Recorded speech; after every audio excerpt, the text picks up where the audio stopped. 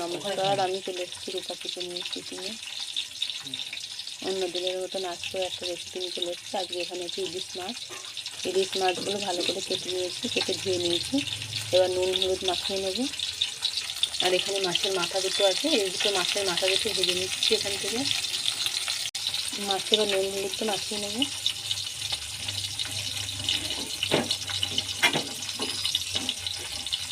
মাছের মাথাটা ভাজা হয়ে গেছে, ইলিশ মাছের মাথা ভেজে তুলে নিয়েছি।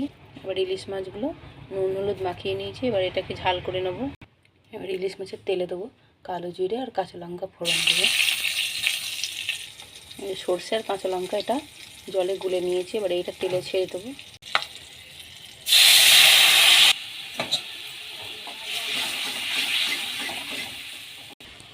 হলুদ,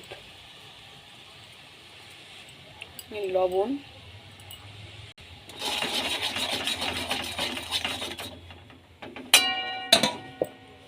মাছের ঝোলটা ফুটে গেছে। এবার মাছগুলো দিয়ে দেবো, কাঁচা মাছ এগুলো।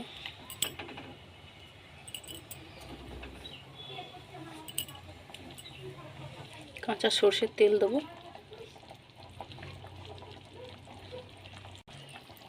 কাঁচা লঙ্কা চিরা। ইলিশ মাছের ঝালটা হয়ে গেছে। এবার এটাকে নামিয়ে ফেলবো। একদম মাছগুলো সব সিদ্ধ হয়ে গেছে, খুব সুন্দর হয়েছে, খুব সুন্দর গন্ধ বার হয়েছে। এবার এটাকে নামিয়ে ফেলবো। ইলিশ মাছের ঝালটা হয়ে গেছে, এটা নামিয়ে ফেলেছি। আজকের রেসিপি হচ্ছে ইলিশ মাছের ঝাল, আর সাথে আছে এখানে বিনস, গাজর, ক্যাপসিকাম দিয়ে, আলু দিয়ে এখানে একটা চচ্চড়ি মতন করেছি, খুব সুন্দর সবজি দিয়ে একটা। এটা খুব ভালো হয়েছে।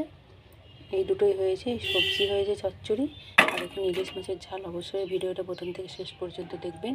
কেমন হয়েছে অবশ্যই জানাবেন। ভালো লাগলে একটা লাইক করবেন। আজকের রেসিপি এই পর্যন্তই। পরের দিন আবার অন্য রেসিপি নিয়ে চলে আসবো।